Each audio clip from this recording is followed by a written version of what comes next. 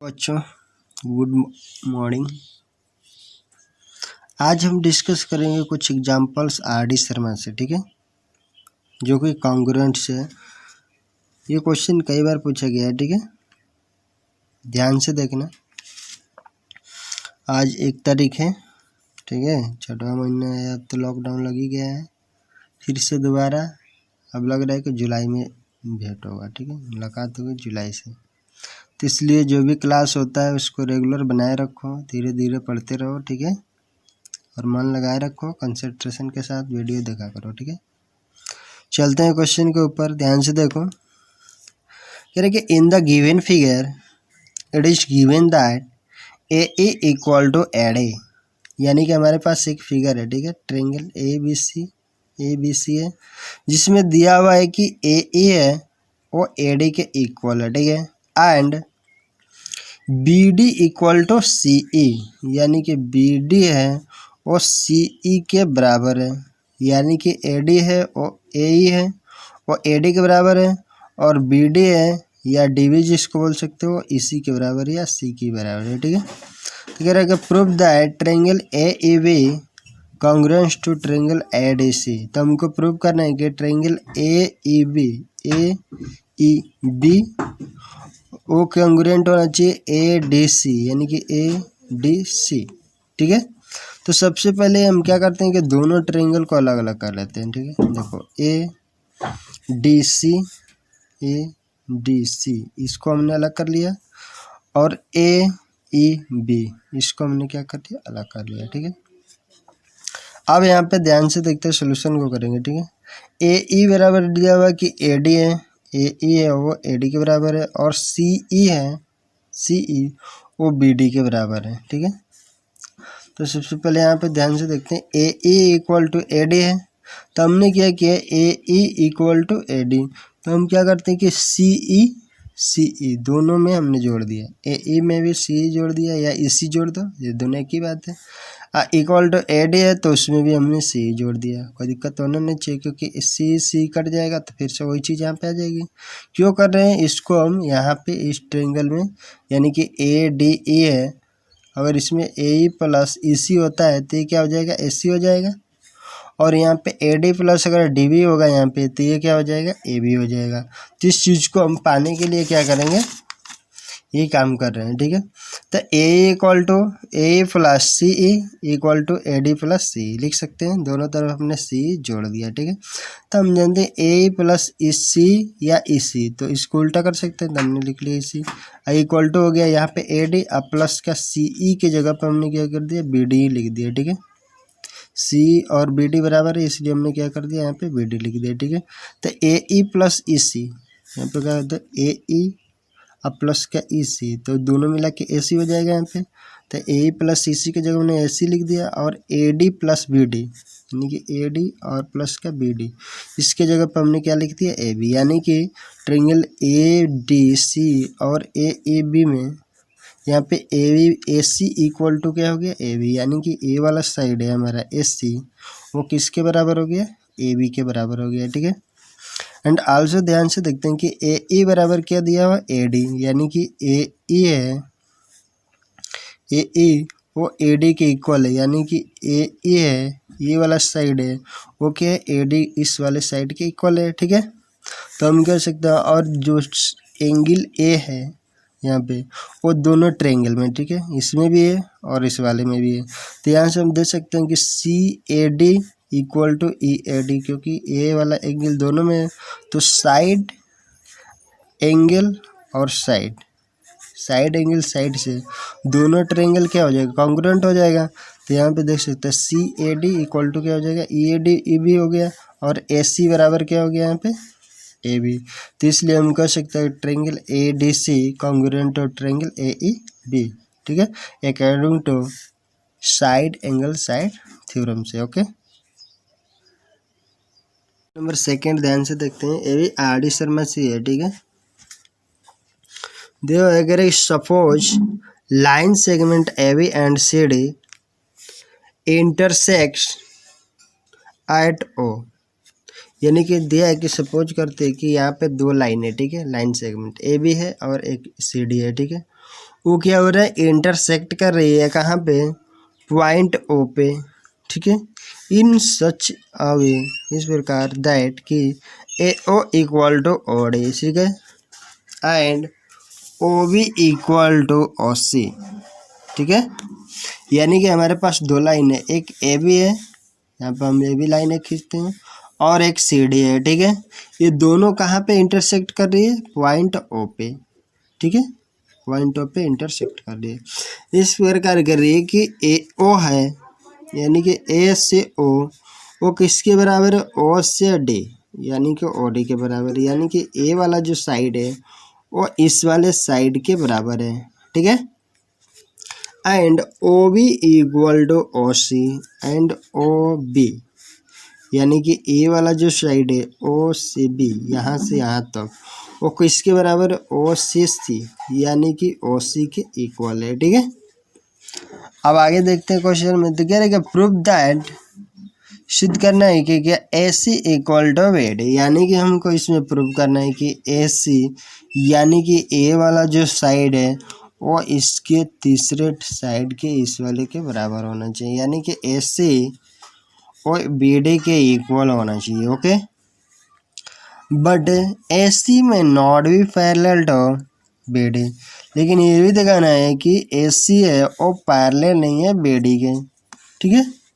तो सबसे पहले कि हमें ध्यान से देखते हैं, यहाँ पर हमको देखो दो ट्रायंगल दिख रहा है, एक ए ओ सी और दूसरा बोल सकते हैं बी ओ डी या डी ओ बी, ठीक है। दो ट्रायंगल हमारे पास है, एक इधर एक इधर, ठीक है। तो इसमें ध्यान से देखो दिया है कि ए ओ है वो ओ डी के बराबर है, ठीक है। तो सबसे पहले हम पे चलते हैं, ध्यान से देखो, सॉल्यूशन करते हैं कि यानी इन अ ट्रायंगल ए ओ सी, यानी कि A O C and O B D, ठीक है। ए ओ बराबर ओ डी दिया है कि ए ओ है वो ओ डी के क्या है, बराबर है, ठीक है। सेकंड, एंड ध्यान से देखो जब दो लाइन इंटरसेक्ट करती है तो आमने सामने का जो एंगल होता है, ये वाला साइड क्या होता है, एंगल ओ इक्वल होता है। हम कह सकते हैं कि angle A O C equal to angle D O B, बोल सकते हैं कि ए ओ सी है और डी ओ बी के क्या है, इक्वल, यानी कि ये दोनों एंगल क्या होगा, इक्वल होगा, ठीक है। तो हम बोल सकते हैं कि angle O C equal to angle D O B, okay. और ओ सी बराबर एंड दिया कि O C equal to O D और O C equal to O B दिया है, ठीक है। तो हम ध्यान से देखो, अगर ये दोनों त्रिभुज के ध्यान से देखें ए ओ सी और बी ओ डी को, ठीक है। तो ए ओ सी एंगल है वो इससे वाला एंगल के बराबर है, और ए ओ बराबर ओ डी और ओ बी बराबर ओ सी, तो साइड एंगल साइड आ जाएगा। तो साइड एंगल साइड से क्या हो जाएगा, दोनों ट्रायंगल क्या हो जाएगा, कॉन्ग्रुएंट हो जाएगा। तो वही चीज़ यहाँ पे अप्लाई करते हैं, ठीक है। यानी कि साइड एंगल साइड का ट्रेंस है, बोल सकते हैं कि ट्रायंगल ए ओ सी है वो क्या है, ट्रायंगल ओ बी डी का क्या है, कॉन्ग्रुएंट है, ठीक है। दिक्कत, यानी कि दोनों ट्रायंगल क्या है, कॉन्ग्रुएंट है। जब कॉन्ग्रुएंट होगा तो हम जानते हैं कि कॉन्ग्रुएंट ट्रायंगल ही क्या होता है, इक्वल ट्रायंगल, यानी कि इक्वल पार्ट्स भी हो सकता है। यानी कि अगर दोनों ट्रायंगल अगर कॉन्ग्रुएंट है तो इसके पार्ट्स भी क्या होंगे, इक्वल होगा, यानी कि हर एक पार्ट दूसरे क्या होगा, बराबर होगा, ठीक है। तो यहाँ पे ध्यान से देखते, तो अब लिख सकते हैं we know that congruent triangle is also equal in their parts, ठीक है। यानी कि जो भी कॉन्ग्रुएंट ट्रायंगल होगा वो अपने पार्ट्स में भी इक्वल होता है। तो इसलिए ए ओ बराबर ओ सी हो गया दिए ही, अरे ए ओ बराबर ओ डी है और ओ बी बराबर क्या है, ओ सी है। तो हम कह सकते हैं कि ए सी बराबर क्या होगा, बी डी, ओके। तो इस तरह से प्रूव हो जाए कि ए सी और बी डी क्या होगा, बराबर होगा। यही हमको प्रूव करना था, ठीक है, प्रूव हो गया। अब तीसरा कह रहा है, इसमें दूसरा प्रूविंग बोल रहा था कि बट ए सी में नॉट भी पैरेलल टू बी डी, यानी कि ये भी दिखाना है कि ए सी है वो पैरेलल नहीं है बी डी के। तो यहाँ पे ध्यान से देखो, पैरेलल का कंडीशन क्या कहता है कि अगर ए वाला एंगल, ठीक है, अगर इस वाले एंगल के बराबर हो, ठीक है, तो हम कह सकते कि ये लाइन पैरेलल है, समझ में गया? क्योंकि पैरेलल लाइंस को अगर कोई तीसरी लाइन अगर कट करती है तो उसके इंटरनल एंगल क्या होता है, इक्वल होता है। तो ये वाला एंगल इसके इक्वल होना चाहिए और ये वाला एंगल क्या होना चाहिए, इसके इक्वल होता है। हम कह सकते हैं कि AC और AC क्या पैरेलल है। लेकिन यहाँ पर देखते हैं कि ए वाला एंगल है इसके बराबर है और जो ए वाला एंगल है वो इसके बराबर नहीं है, किसके बराबर है, यहाँ पे। क्योंकि ध्यान से देख लो यहाँ पे जब एंगल की बात करेंगे तो आल्सो यहाँ पे क्या हो जाएगा, एंगल OAC इक्वल टू किसके होगा, ODB के होगा। यहाँ पे देखो ये वाला AOC है उसके बराबर है, तो यहाँ पे जो OAC होगा वो किसके बराबर होगा, ODB के बराबर होगा। यहाँ से OAC होगा वो किसके बराबर, ODB के बराबर होगा। और ये जो एंगल होगा OCB होगा, OCA होगा वो किसके बराबर, OBD के बराबर होगा। ठीक है, तो यहाँ से क्या होगा, ये वाला एंगल इस वाला एंगल के, ये वाला एंगल इस वाला एंगल के बराबर नहीं होगा, ना ये वाला एंगल इस वाला एंगल के बराबर होगा। तो वो चीज़ यहाँ पे देख सकते हैं। ठीक है, ध्यान से देखो, लिखे हम कि यहाँ पर OAC OBD के बराबर है, ODB के बराबर है, तथा OCA है वो ट्रिंगल जो एंगल OBD के बराबर है। ठीक है, तो हम कह सकते हैं क्लियर है AC will parallel to BD, यानी कि AC वो BD के पैरेलल होगी कब, जब एंगल OAC इक्वल टू होगा OBD। बट यह पॉसिबल नहीं है क्योंकि यह इक्वल नहीं है। OAC होगा OAC होगा वो इक्वल होना चाहिए OBD के, बाकी बट यह क्या है, इक्वल नहीं है, यानी कि OAC है वो एंगल OBD के इक्वल नहीं है। तो इसलिए हम कह सकते हैं कि AC में not parallel to BD। Okay, यानी कि AC कभी भी BD के पहले नहीं होगा। ओके, एक बार क्वेश्चन को ध्यान से देख लेना और इसका स्क्रीनशॉट मार देना। ठीक है, समझ में आ जाएगा अच्छे से। ओके, फिर तीसरा प्रूविंग देखते हैं। ठीक है, ये हमारा प्रूविंग है। ठीक है, AS एंगल साइड एंगल। ठीक है, कह रहे कि if two angles and the included side of one triangle, यानी कि दो एंगल और उसके जो इंक्लूडेड साइड है, दोनों साइड के बीच वाला, ठीक है, दोनों एंगल के बीच वाला इंक्लूड किया side of one triangle are equal to the corresponding two angles and the included side of the other triangle, then the two triangles are congruent। इनको क्या करना है, दिखाना है कि दोनों ट्रायंगल क्या होना चाहिए, कॉन्ग्रुएंट। कब, जब किसी ट्रायंगल के दो ट्रायंगल है, मान लेते हैं कि एक ABC है और दूसरा क्या है DEF। ठीक है, इसमें दिया हो कि ABC ये एंगल है ABC है और DAF के बराबर है और ACB है और DFE के बराबर है। ठीक है, और इसके बीच वाला जो साइड है BC है वो किसके बराबर है, EF के है। तो हमको दिखाना है कि ये क्या होना चाहिए, कि ये ट्रायंगल क्या होना चाहिए, कॉन्ग्रुएंट होना चाहिए। ठीक है, यानी कि गिवन क्या दिया हुआ है कि ट्रायंगल ABC एंड DEF, मान लेते हैं, in which angle ABC equal to angle DAF and angle ACB equal to angle DFA बताए थे, एंड BC बराबर EF या FA। ठीक, दोनों बातें की। तो हमको प्रूव करना है कि क्या होना चाहिए, कि जो दोनों ट्रायंगल है, यानी कि triangle ABC congruent to triangle DAF। ठीक है, तो फर्स्ट केस प्रूविंग में ध्यान से देखते हैं। केस फर्स्ट, लेट AC बराबर DF, ठीक है, ए वाला इसके बराबर है। ठीक है, और ये वाला एंगल इस वाला एंगल के बराबर है और सी वाला किसके बराबर है, F के बराबर है। तो यहाँ पे मान लेते हैं कि AC है वो किसके बराबर है, DF के बराबर है। ठीक है, तो इन दिस केस AC बराबर है DF तथा BC बराबर कितना है, EF, पहले ही से है। यहाँ ध्यान से देखो, BC है और EF के बराबर यहाँ पे दिया हुआ है पहले, और हमने माना क्या है कि AC है और DF के बराबर है। ठीक है, तथा AB वाला जो C वाला एंगल है वो F वाला एंगल के बराबर है, दिया हुआ है। ठीक है, यहाँ के ACB और DFE के बराबर। तो यहाँ से देखो साइड एंगल साइड, तो इसको हमने माना कि डी ए एफ के बराबर। तो साइड एंगल साइड से दोनों ट्रायंगल क्या होगा, कॉन्ग्रुएंट। ठीक है, ध्यान से देख लो।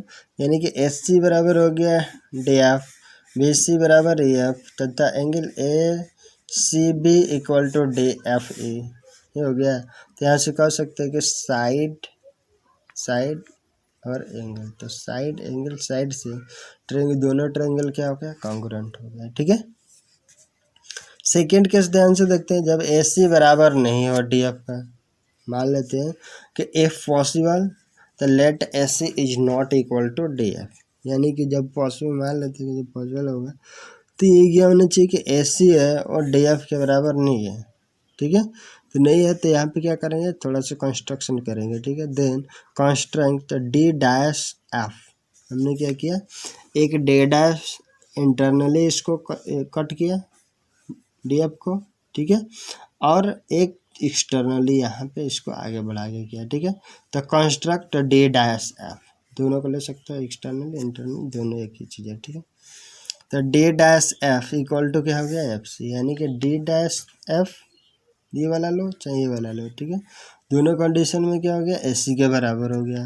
एंड ज्वाइन डी डैश ई, और इसको हमने क्या किया, डी डैश को ई से ज्वाइन कर दिया। ठीक है, now in triangle A B C and D dash E F, A B C और डी डैश ई एफ, या ए वाला डी डैश ई और एफ, ट्रायंगल बना। ध्यान से देखो, एक यहाँ से ऐसे करके एक ट्रायंगल बना, एक ये वाला छोटा सा ट्रायंगल बन रहा है। तो दोनों ट्रायंगल, क्योंकि डी डैश एक्सटर्नल इंटरनल दोनों केस में काम कर रहा है। ठीक है, तो D E F we have A C equal to D dash F, जब ए सी से बराबर नहीं, ए सी के बराबर नहीं है डी एफ, तो क्या होगा, मान लेते हैं कि ये डी डैश एफ के बराबर है, यानी कि यहाँ पे ए सी है वो किसके बराबर है, डी डैश एफ, है ना।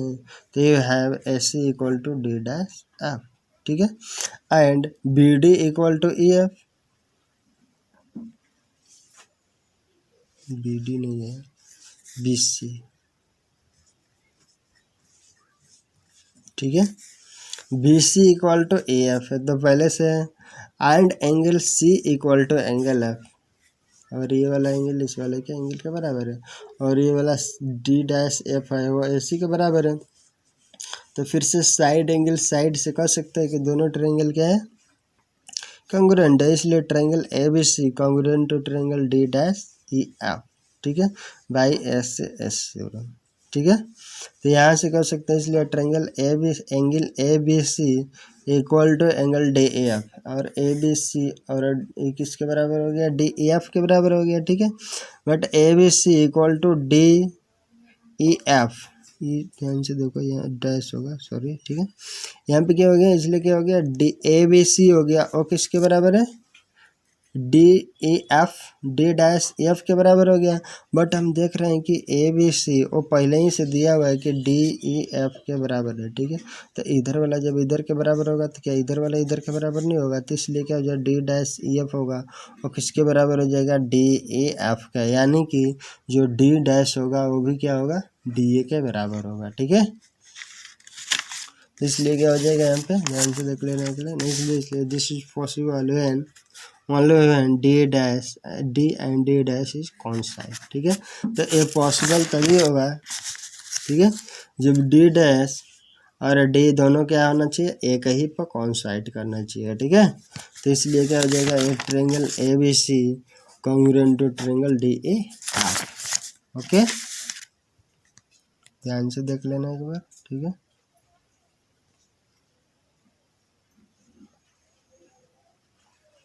आज के लिए इतना ही। ठीक है।